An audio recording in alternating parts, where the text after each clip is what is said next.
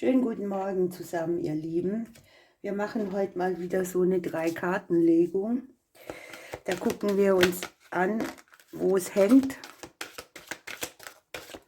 wie wir es bewerkstelligen können und was dann am Ende die Lösung ist oder wohin es sich verwandelt. Und man nimmt tatsächlich nur 3 Karten.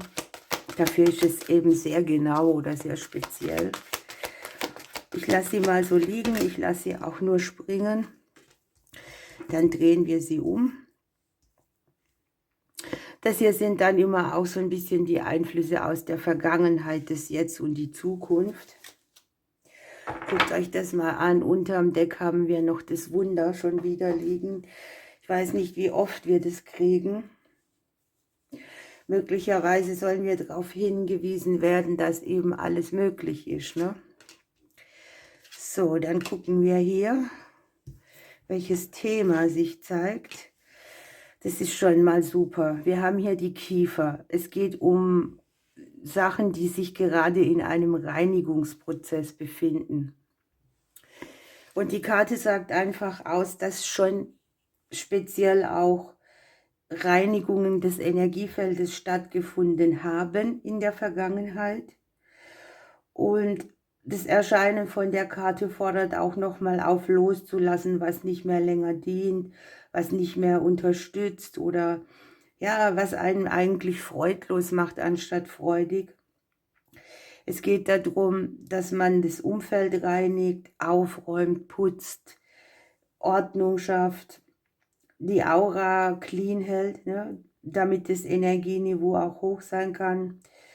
Und dass man auch die Verbindung zur geistigen Welt eben wieder besser hat, ne? Es geht auch darum, gute Nahrung zu sich zu nehmen, damit die Schwingung höher ist und so weiter, ne? Also man kümmert sich um reinigende Prozesse, man entmüllt, man ladet ab, man lässt los. Es geht nicht nur um den Körper, es geht auch um unser Zuhause. Und viele hängen ja an vielen Dingen und genau das scheint hier das Problem zu sein. Du kannst nicht immer alles mitschleppen und mitschleppen und mitschleppen. Danach ist man voll überreizt und überfüllt von Dingen, ja. Also schaffe irgendwie Ordnung. Ist hier das Problem, man ist vielleicht überladen von Dingen, von Situationen, von Energien. Und dann haben wir hier mit dem Wolf in der Mitte diesen Faktor, wo wir ein bisschen drauf zuarbeiten sollen. Und hier kommt dann das Ergebnis. Und der Wolf steht für das Thema Familie. Ich könnte mir sehr gut vorstellen, dass auch im Familiensystem hier entmüllt wird oder jeder seinen eigenen Weg geht oder die Konstellationen sich verändern, die Plätze verschieben. Dann natürlich auch als Hinweis, dass wir auf unsere Familien auch bauen sollen. Also auch gerade beim Wolf, der ja ein sehr loyales Tier ist, ne? Wo jeder im Rudel seinen Platz hat und eine soziale Struktur auch eingehalten wird. Und es geht einmal um die Blutsverwandten und dann geht es um die Wahlfamilie, ne? Und die Familie auch der geistigen Welt oder die da schon sind. Und auch darauf zu bauen, ne, dass genau das unser Ziel ist, was uns hier wieder in unsere Kraft kommen lässt. Also das ist sehr speziell. Viele bauen ja auf den Job oder auf das Geld oder sehen als Schlüssel irgendwelche Themen, die mit Wohlstand zu tun haben. Aber hier ist die Lösung tatsächlich, dass wir auf unsere Familie bauen sollen, dass wir uns unterstützen sollen, dass wir füreinander einstehen. Es geht auch um alte Glaubensmuster, die wir hier reinigen, natürlich. Es geht auch darum, das, was uns mal überliefert wurde von Glaubenssätzen oder Dingen, ja, dass die vielleicht jetzt für uns keine Gültigkeit mehr haben und wir dürfen auch diese irgendwie weglassen.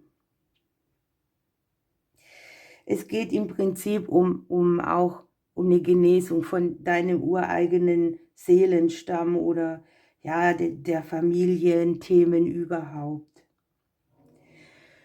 auf die Family bauen, reinigen, es wirklich rigoros auch zurücklassen, was nicht mehr dient.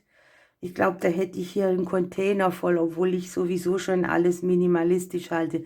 Man stapelt immer wieder an und irgendwann ist eben voll.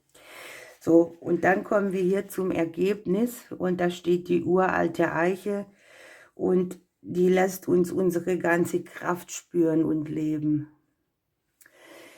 Und das Spezielle hier bei der Eiche ist natürlich auch, dass wir hier nicht so starr sein sollen. Das lösen wir hier schon auf, sondern eher biegsam, so wie ein Weidenzweig und flexibel, damit wir nicht brechen. Das heißt praktisch auch, die Energie, die wir aufwenden, sollte nicht zu starr sein oder zu eingefahren oder harsch. Hier sind auch ganz viele mystische Erfahrungen, die auf uns warten. Und wir haben da die Kraft, die Ausdauer, das Wissen, den Mut, auch den wir brauchen. Und es geht auch ein bisschen um die innere Wahrheit, ne? Authentisch sein, sich selber leben, zu sich stehen, auch wenn alles gegen einen scheint. Das, da lässt man sich oft umkippen, ne? Da sagt man dann oft, okay, alle sehen das anders, ich beuge mich. Aber die Eiche hier, die muss ihre Kraft nicht erklären. Die steht einfach für sich da und ihr seht ja auch das Erleuchtetsein in der Mitte. Es gibt ein paar Hindernisse, ne? Und es geht auch darum, dass wir hier die Kraft haben, immer wieder diese Hindernisse zu überwinden, denn am Ende bedeutet die Karte Glück.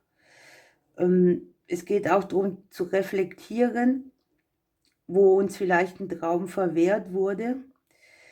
Aber die Karte sagt, wir haben auch absolut die Fähigkeit und die Standhaftigkeit, andere Ziele noch zu erreichen. Hier kommt Unterstützung auch vom Universum. Und was derzeit noch irgendwie ein Hindernis ist, wird sich als Sprungbrett für Erfolg erweisen. Aus diesem Punkt raus sind wir unermesslich weise und stark, fest und verwurzelt und wahrhaftig. Und die Intuition und die Erdung gleichzeitig ist unheimlich groß. Also eine spezielle Botschaft auch, ne? Wieder sehr lösungsorientiert auf das, was wir bauen sollen, was wir tun können, um dass wir unsere Umgebung so halten, dass sie uns auch trägt und dass sie uns nicht Kraft zieht. Ihr Lieben, wir lassen das so stehen. Ich wünsche euch einen wunderbaren Tag. Ich drücke euch bis bald.